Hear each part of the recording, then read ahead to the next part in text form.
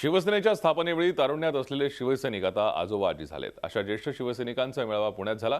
पुणे शहर शिवसेनेनं या मेळाव्याचं आयोजन केलं होतं। ज्येष्ठ शिवसैनिक मोठ्या संख्येने या मेळाव्याला उपस्थित होते। उद्धव ठाकरे यांनी युद्ध जिंकल्याची घोषणा केली। तो दिवस शिवसेनेसाठी स्वातंत्र्याचा होता। या दिवसाचा आनंद साजरा करण्यासाठी ज्येष्ठ शिवसैनिकांच्या मेळाव्याचं आयोजन करण्यात आलं होतं। आता घराघराच्या बाहेर पडून ही सगळी मंडळी पुणे शहरामध्ये या महानगरपालिकेच्या निवडणुकीमध्ये उतरलेली आहेत आणि शिवसेनेचा भगवा महानगरपालिकेवरती फडकवण्यासाठी सज्ज झालेली आहेत।